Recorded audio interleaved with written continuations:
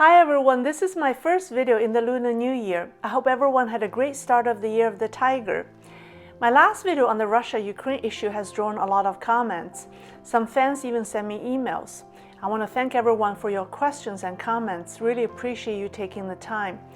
I think it may be a good way to start the new year by doing a Q&A video to directly answer your questions. The first question, which I get asked a few times, is, why are my comments deleted? Did you remove them? No, I don't remove any comments. First, I don't have the time. Second, I don't think it's the right thing to do. Everyone should be able to express their opinions. I don't even delete any of the very nasty comments about me. It's okay to leave them there. People are smart and can judge for themselves what they are about.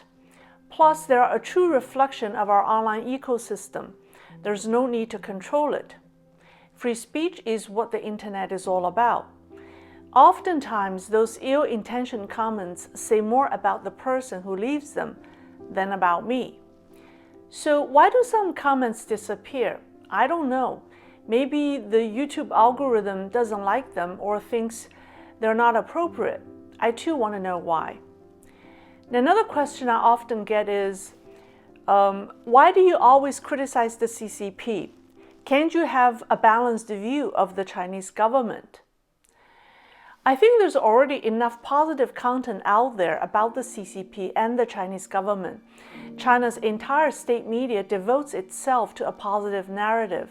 You can watch CCTV or CGTN if you are interested. Although mainstream media outlets all claim they offer a balanced view, every media has its political position, spoken or unspoken. The same goes for Western media.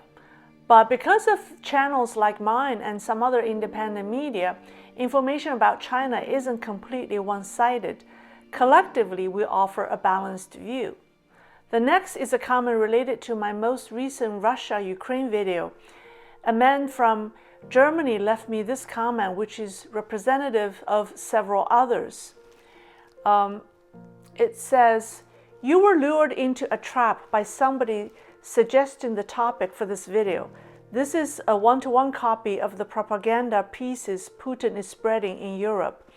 But whatever conservatively minded friend in Europe gave you this information is in the camp of anti-democratic Putin huggers." I appreciate him taking the time writing to me. First of all, I wish I had conservative friends in Europe who would feed me information so I wouldn't have to work so hard by myself. Secondly, I'm not interested in being a Putin hugger. Having lived in both the East and the West, democratic and autocratic countries, I'm very sensitive to propaganda and authoritative figures. I'm by no means a Putin supporter, but I must tell you, as soon as the Russia-Ukraine crisis arose, I sensed that it was what some politicians wanted us to believe. I felt that the so-called crisis was taken out of proportion, and the subsequent events proved my insight was correct. On January 28th, in a stunning and unexpected outburst, the Ukrainian president told the press that his country's current problems came from the West rather than the East. Media reported this. A BBC headline said, "Don't create panic, Zelensky tells West." When asked about his phone call with President Biden the day before, the Ukrainian leader said, "I'm the president of Ukraine. I'm based here, and I think I know the details deeper than any other president."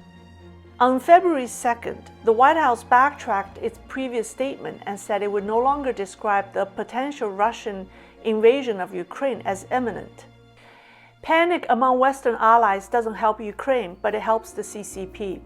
The current Russia-Ukraine crisis is a big distraction of the confrontation between the CCP and the Western alliances. The CCP wants the West to be embroiled in a Russia-Ukraine conflict, while it quietly gets ready to take over Taiwan. The comment continues, "You're defending a democratic Taiwan but share bed with the anti-democratic forces in Europe. Also, you should be aware that if Ukraine falls and the West does not react, Taiwan will be fair game for China. Nobody will come to your aid." I don't know the anti-democratic forces he refers to, but I do know that the CCP enjoys it when we're fighting over democracy. One of the CCP's tactics has always been to divide and conquer. It wants people in the free world to be fighting with each other over political ideology, to have us attack each other for being anti-democratic.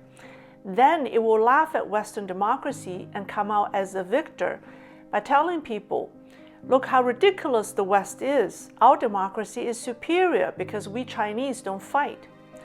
The fact that the free world is so divided politically right now isn't a good sign to me. We shouldn't be divided. As I see it, there's only one anti-democracy force, and that's the CCP and the communist ideology it represents. The CCP's ambition is to replace the United States as the world's police, to replace the American dollar with the renminbi as the reserve currency, and to build a community of common destiny where the CCP rules. The ambition and the threat posed by the CCP and Putin cannot be compared. We need to be clear on that. To be honest, if a war over Taiwan breaks out right now, I'm not very optimistic that the West will win. It's not because the United States and its allies aren't capable militarily. They are much more superior than the CCP in terms of military power, and the CCP knows it well. Because of that, the CCP has engaged in a different kind of warfare. During the Chinese Civil War, when the CCP fought Jiang Jieshi or Chiang Kai-shek's Kuomintang in the 1940s, CCP spies infiltrated Chiang Kai-shek's military command center on a large scale, including generals, a military commander, and a stenographer. As soon as Jiang developed a battlefield strategy, the CCP leadership would know it, and Jiang eventually lost the war and fled to Taiwan. I worry that the CCP will win the war with Taiwan through means of espionage and infiltration. This is how the CCP seized power in 1949, and this is what it's been doing. For the past 20 years, the free world has been open to the CCP to enter.